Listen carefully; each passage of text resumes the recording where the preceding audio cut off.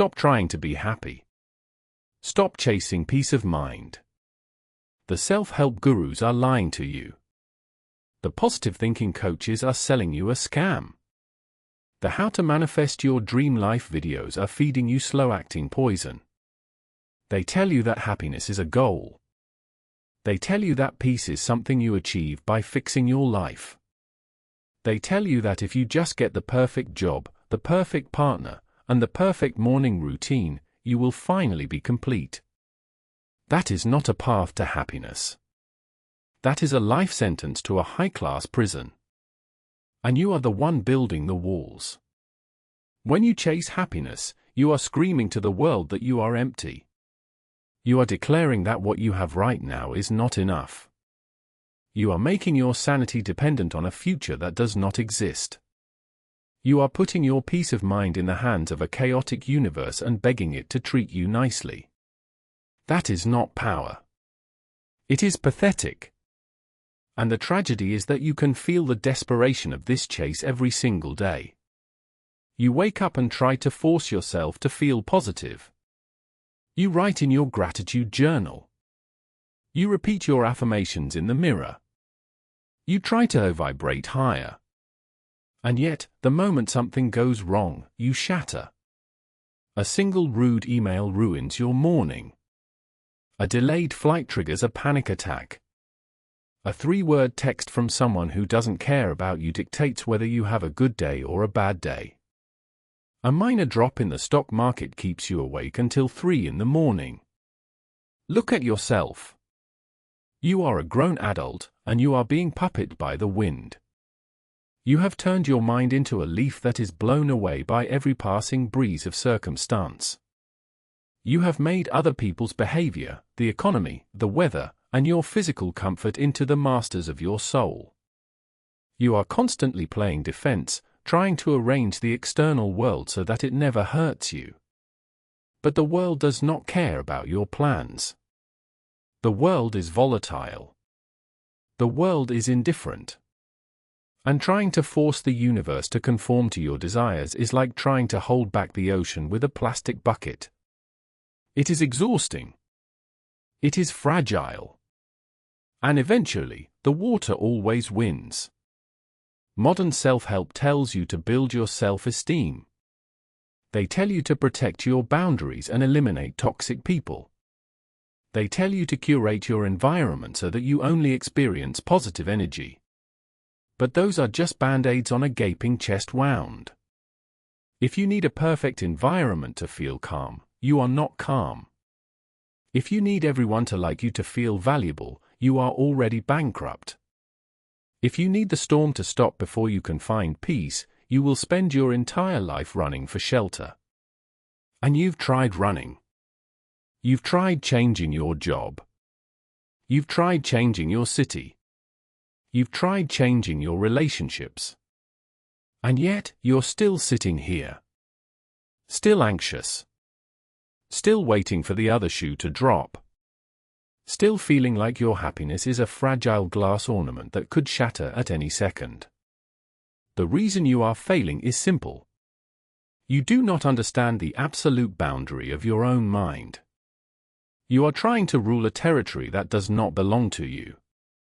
And in the game of human existence, the person who tries to govern what they do not own is destined to lose everything. This is not a matter of willpower. It is a law of spiritual physics. When you attach your peace of mind to things outside your direct control, you are handing someone else the remote control to your emotions. I don't want you to learn how to cope with anxiety better. I want you to lose the ability to be anxious entirely. I want you to reach a point where the chaos of the world doesn't even register on your emotional radar. Where a sudden setback doesn't ruin your day, it just gets met with quiet, immediate action. Where other people's opinions of you are as irrelevant as the clouds in the sky. The moment you truly stop seeking permission from the world to be okay is the exact moment you become unshakable. Because a person who needs nothing from the external world is the most terrifying, magnetic, and powerful force on this earth. If you are ready to stop begging the universe for a good day, If you are ready to step out of the crowd and build a mind of solid iron, then understand this channel is not for the comfortable. It is for the few who are willing to sacrifice their comforting illusions for actual reality. Subscribe now. Not to give me a number on a dashboard, but to give yourself a daily checkpoint of sovereignty. To remind yourself that your hunger for external validation is a slow-acting poison. Join this small circle of the unshakable, because the truth we are about to build is too heavy for the weak to hold. 2,000 years ago, Epictetus was born into the absolute depth of human powerlessness. He was born a slave in Hierapolis, in modern-day Turkey. He was owned by a brutal master who eventually beat him so severely that his leg was permanently crippled. He had no money, no physical freedom, no status, and no legal rights. By modern standards, he had every excuse to be bitter, angry, and completely broken. He had every reason to scream at the sky, to curse his captors, and to spend his days in deep, paralyzing depression. But he didn't. He lived a life of supreme, terrifying freedom. He was freer than the men who owned him. He was happier than the emperors who ruled the world. He understood a brutal, beautiful, and absolute truth. A rule so simple, yet so devastatingly powerful, that it completely rewrites the human operating system. He called it the dichotomy of control. He said, some things are in our control and others not. Things in our control are opinion, pursuit, desire, aversion, and, in a word, whatever are our own actions. Things not in control are body, property, reputation, command, and, in one word, whatever are not our own actions. Look at those words carefully. The actions of other people? Not in your control. The health of your physical body? Not in your control. Your financial status? Not in your control. Your reputation? Not in your control. The traffic, the weather, the economy, the future. Completely, utterly, and beautifully out of your control. Epictetus said that if you want anything which is not your own, you will always be a slave. Look at the average person today. They have cars, mansions, and millions of dollars in the bank. But they are absolute slaves. They are begging for likes from strangers on a screen. They are terrified of getting a single bad review. They are stressed about inflation, worried about aging, and paranoid about competitors. They are constantly altering their opinions, smiling at people they despise, and compromising their values just to keep their seats at the table. They are weak. And we live in a culture that worships this weakness. A culture that tells you to follow your feelings, even when your feelings are driving you off a cliff. A culture that tells you to blame your childhood, your boss, your partner, or the system for your misery. The Stoics didn't blame anyone. They mastered themselves. Marcus Aurelius was the emperor of Rome. He had absolute power. If he wanted a city destroyed, he could order it. If he wanted unlimited wealth, he could take it. If he wanted to surround himself with flatterers who only told him what he wanted to hear, nobody could stop him. Yet, he chose to sleep on a simple soldier's cot. He chose to spend his nights in a cold military tent on the edge of the empire, fighting plague and war, writing to himself in his journal, reminding himself not to let his power soften his mind. He wrote, "You have power over your mind, not outside events. Realize this, and you will find strength." The ruler of the known world had to constantly remind himself that his empire did not belong to him. His status did not belong to him. His reputation did not belong to him. He knew that the moment he cared about those things, he lost his crown. Not his physical crown of gold, but his sovereignty over his own mind. The Stoic concept of happiness is not about being a cold, unfeeling robot. It is not about silent resentment or lockjawed apathy. It is about what they called ataraxia, the state of untroubled, tranquil mind. And the only way to achieve ataraxia is to implement the absolute border of control. You must build a border wall inside your own skull. On one side of the wall are the things that are yours. Your thoughts. Your choices. Your character. Your decisions. On the other side of the wall is the rest of the universe. And you must become completely, utterly, and beautifully indifferent to everything on the other side.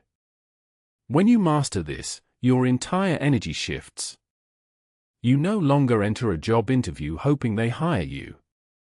You enter the room and focus purely on presenting your skills with absolute honesty and excellence. Whether they hire you or not. Not up to you. So you do not care. You no longer go on a date hoping they like you. You go to see if they align with your standards of discipline and character. Whether they call you back. Not up to you. So your peace of mind does not drop by a single millimeter either way. This is the ultimate paradigm shift. Most people think keeping their cool is about willpower. They think they have to force themselves to breathe slowly, force themselves to smile, force themselves to count to 10 when they are angry. That is exhausting. And it is fake. It's like trying to hold a wild animal by its tail. Eventually, your grip slips, the animal turns around, and it bites you. We aren't holding the beast. We are walking out of the cage. This is a matter of identity, not effort. You must shift your identity from a seeker of results to a source of execution. A seeker is empty. They need the external outcome to validate their effort. They show up to their life with an empty cup, begging the world to fill it by giving them success, money, or love. And when the world refuses, the seeker starves. They are dependent on external conditions to survive. If the economy is good, they are happy. If the economy crashes, they drown. A source is different. A source is self-contained. It does not need the external world to validate its physics. The sun does not argue with the dark, it simply shines. The mountain does not debate the storm, it simply stands. When you are the source, you do not need their validation to know you are correct. Your alignment with reality, your discipline, your daily execution, that is your validation. And when you stop needing the universe to behave, something strange happens. The anxiety dies before it even begins. This is not a trick. It is simple social gravity. Anxiety requires you to care about something you cannot control. When you refuse to care about the uncontrollable, the anxiety falls flat on its face. The most powerful person in any room is always the one who can let a bad outcome happen without feeling the need to panic. How do you implement the one Stoic rule? You do it by changing what you protect. Stop protecting your ego. Start protecting your attention. When someone says something incredibly insulting, the success is not in showing them their error. The success is in your immediate return to your own work, leaving their words to rot in the air. If they think they won the argument, fine. If they think you are stupid, fine. Your character does not lose a single atom of value either way. When you make an investment, the goal is not to double your money tomorrow. The goal is to test your judgment, manage your risk, and practice patience. If the market goes up, great. If it drops, great. You paid a tuition fee to learn a lesson in emotional control. You do not have time to cry over market corrections. You do not have time to waste on people who are asleep. You have an empire of self-mastery to build. Even if that empire is just the small space inside your own skull. This is what modern society hates. They want you to be a seeker. They want you to be anxious. Because an anxious, frantic person is easy to sell to. An anxious person buys the self-help book, the energy drink, the organization course, the productivity software, the luxury status symbol. An anxious person is easily distracted and easily controlled. But a self-contained person? You can't sell a status symbol to a person who already knows they are the prize. You can't control a person who isn't afraid of a silent afternoon. You can't threaten a person who has already accepted the absolute worst that could happen. The fear of bad outcomes is the ultimate chain. It makes you tolerate disrespectful bosses. It makes you stay in toxic relationships that are slowly eroding your self-respect. It makes you compromise your values for a quick payday. Break the chain. Accept the possibility of failure. Embrace it. Build a mind that is so rich, so disciplined, and so focused that if you lost everything tomorrow, you would look at the ruins of your life, smile, and say, "Watch me rebuild it." Seneca said, "We suffer more often in imagination than in reality." You are imagining that if you don't control everything, you will fail. You are imagining that if you don't stress about your future, you won't achieve it. But the opposite is true. When you act out of fear, you make emotional, short-sighted decisions. You take bad deals, you trust the wrong partners, and you sell your long-term potential for short-term noise. Go back to your territory. Rebuild your foundations. Focus on your physical body, your deep work, and your mental fortress. Make your life so quiet and powerful that anyone who wants to enter it must meet your standards, or they must leave. And if they criticize your path? Indifference. If they call you cold? Indifference. If they walk away from you? Indifference. You do not punish them with anger. Anger is a confession of pain. Anger means their words successfully pierced your skin. Anger means they are still important enough to dictate your emotional climate. The opposite of love is not hate. It is indifference.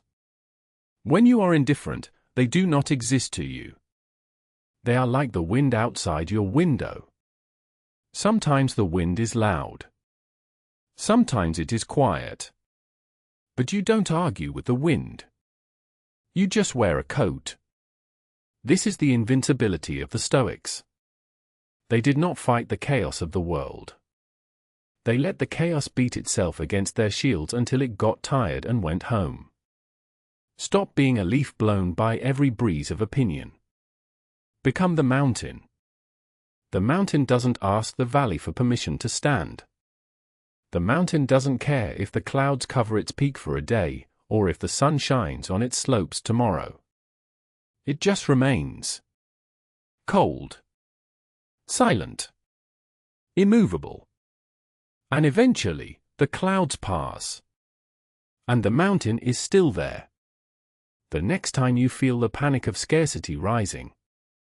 The next time you feel the urge to explain yourself, to argue, to apologize for nothing, or to chase someone who walked away. Stop. Breathe. Look at your hands. Remember who you are. Remember the generations of survivors who came before you, who built this world through sweat and silence. Do you really think they did all that so you could lose your mind over a blue check mark? Kill the urge to control the world. Turn off the screen. And go do something hard. Go lift. Go work. Go read. Go build. Put your energy into the only asset class that has a guaranteed return on investment, your own character. The world will try to distract you. The market will try to entertain you. The algorithms will try to keep you asleep. The only stable counterforce in existence is your own discipline. Invest there.